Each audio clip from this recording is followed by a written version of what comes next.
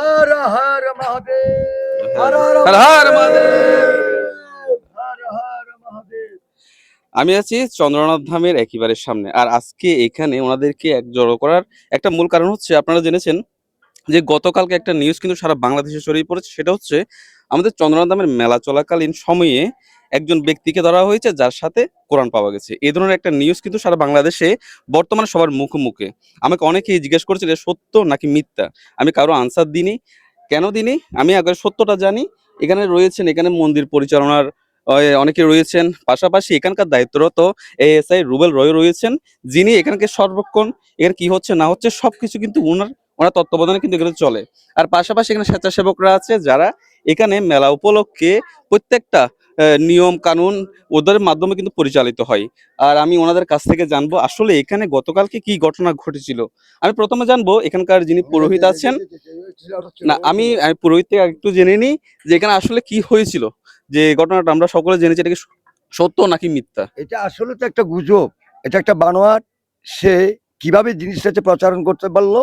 এই ধামে সীতাকুণ্ডে কলেজ মাহাতীর্থে এসে আমরা সুন্দরভাবে আমরা এই সীতাকুণ্ডে এই পুলিশ ক্যাম্পে সবাইকে নিয়ে এই মন্দির সুন্দর আমরা সেবা দিয়ে গেছিলাম। হঠাৎ করে শেষ বিদায়ের মধ্যে গিয়ে সে কোরআন নিয়ে আসে, বিবরণ সব নিয়ে আসে, এগুলো একটা মিথ্যে বানোয়াট। এবং ওকে পুলিশে চেক করে দেখলো, তার কাছে কিচ্ছু বলছে, একটা সিংহা ছিল, একটা ত্রিশূল ছিল, তার কাছে বলতে আর কিছু ছিল না। ওই ভদ্রলোককে ছেড়ে দেওয়া হয়েছে, তার কাছে কোরআন যখন নেই সে একদম অপরাধী লোক নয়, এটা প্রমাণ থাকতে হবে। কিন্তু এটা একটা বানোয়াট যেই করেছেন। আমি চাই, আমি বাবার চন্দ্রনাথ ধামের শ্রী চন্দ্রনাথ ধামের আমি পূজারী এবং সেবক, আমি চাই এই মুহূর্তে ওনাকে এনে এটা সুন্দরভাবে যেন একটা সুন্দরভাবে যে তার বিচার যেন এটা আমি চাই যেন বিচারটা হয়। অতএব এই চন্দ্রনাথ ধামে আমি 50 বছর আজও আমি দেখিনি, এই প্রথম শুনলাম এই ঘটনাটা। এখানে যে কোরআন শরীফ নিয়ে আসে এটা একটা মিথ্যা, এটা একটা বানোয়াট। আমি সমস্ত সনাতনী ভাইদের কাছে আমার অনুরোধ, এটা নিয়ে যেন কোনো উচ্ছৃঙ্খলতা না হয়, এটা নিয়ে যেন কোনো গবেষণা না হয়। আমি সবার কাছে আমি আমার হাত যোগ্য আমি অনুরোধ। ওম নমঃ শিবায়, হর হর মহাদেব। এখন আমি যিনি ওনাকে ধরেছিল, ধরে এবং কি সব চেক করেছিল যে আসলে ওনার কাছে যেটা সবাই প্রচার করতেছিল এটা সত্য নাকি মিথ্যা, উনি হচ্ছেন এএসআই যিনি চন্দ্রনাথ ধামের সার্বক্ষণ কিন্তু ডিউটিরত থাকেন। আমি ওনার কাছে জানবো, কারণ ওনাকে কিন্তু যাকে ধরা হয়েছিল ওনাকে ওনার হাতে কিন্তু সাব্যস্ত করে দেওয়া হয়েছিল, এবং বাকি বিষয়টা উনি বলবেন আসলে ওনার কাছে কিছু পাওয়া গিয়েছিল কিনা। অসংখ্য ধন্যবাদ আপনাকে। হয়তোবা আমি আমার কণ্ঠ বুঝতে পারছেন, আমার কণ্ঠটা আমি কথা সঠিকভাবে বলতে পারতেছি না।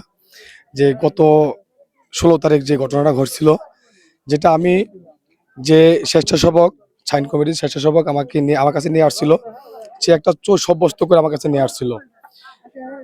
ওতে তার সাথে একজন মহিলা ছিল, 4000 টাকার ব্যাপার নিয়ে আমার ক্যাম্পে চলে আসে যে 4000 টাকা চুরি করছিল। কিন্তু আমরা যখন তাকে পর্যায়ক্রমে চেক করছিলাম, তাকে এক পর্যায়ে উলঙ্গ করে দেওয়া হয়েছিল। কারণ আমাদের এখানে বিভিন্ন ছিনতাইকারী গত 15 তারিখ রাত থেকে আমরা ধরতেছি, এমনকি আমরা থানায় হস্তান্তর করছি। বিশেষ করে আপনাদের কাছে অবগত করতেছি যে আমি একজন সনাতন হিসেবে আমার যে নৈতিকতা দায়িত্ব থেকে যে এরকম কোনো নিউজ আমার কাছে আসে নাই, যে বা যে আমার কাছে হস্তান্তর করেছিল সেও বলে নাই যে তার কাছে কোরআন শরীফ পাওয়া গেছে।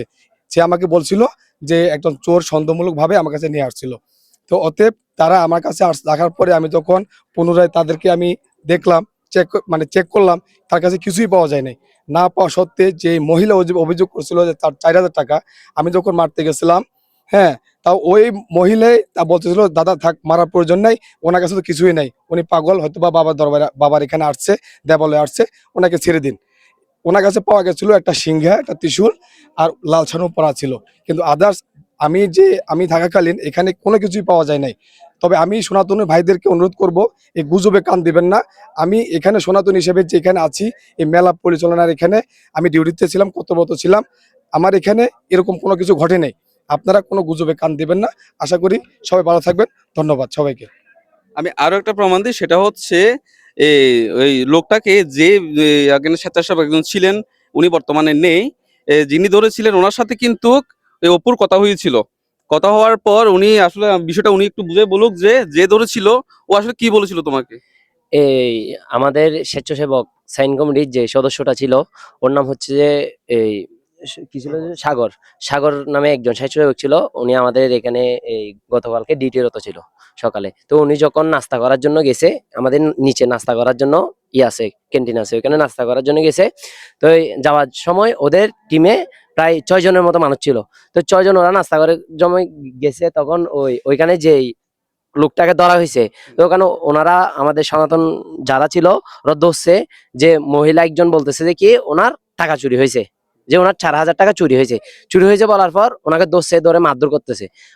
আমাদের স্বেচ্ছাসেবক যারা ছিল ওরা গিয়ে ওনাকে রিসিভ করছে, মানে যাতে ওনাকে মারধর না করা হয়, যে আমাদের এখানে থানার যে ক্যাম্প আছে ওইখানে ওদের কাছে আইন শৃঙ্খলার কাছে বুঝাই দিবে। তো ওনাকে আনছে, আনার পর আমার রুবেল দাদার হাতে বুঝাই দিয়েছে, বুঝাই দেওয়ার পর উনি চেক করছে, ওনাকে সর্বোচ্চ চেক করার পর ওনার কাছে কিচ্ছু পাওয়া যায় নাই। কিন্তু সাগর আমাদেরকে বলছে যে ওনাকে আমরা বুঝাই দিছি, বুঝাই দেওয়ার পর যা করার ওনারাই করছিল। আচ্ছা, ধন্যবাদ। এখন মূল বিষয়টা বুঝতে পেরেছেন যে আসলে চন্দ্রনাথ ধামে যে ঘটনাটা 16 তারিখ অর্থাৎ গতকালকে ঘটেছিল, এটা একেবারে বানোয়াট একটা তথ্য, যেটা সারা বাংলাদেশে কিন্তু ছড়িয়ে দেওয়া হয়েছে।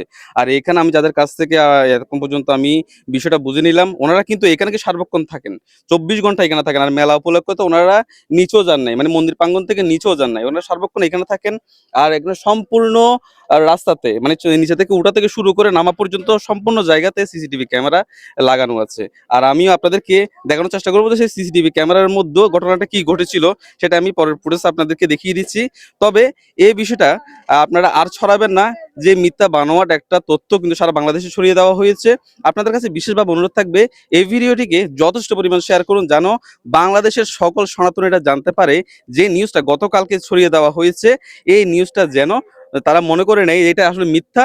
আর আমার ভিডিওটা দেখার পর তারা সত্যটা জানতে পারে যে আসলে চন্দ্রনাথ ধামে 16 তারিখ কি ঘটনাটা ঘটেছিল। সবার কাছে অনুরোধ থাকবে ভিডিওটা শেয়ার করুন।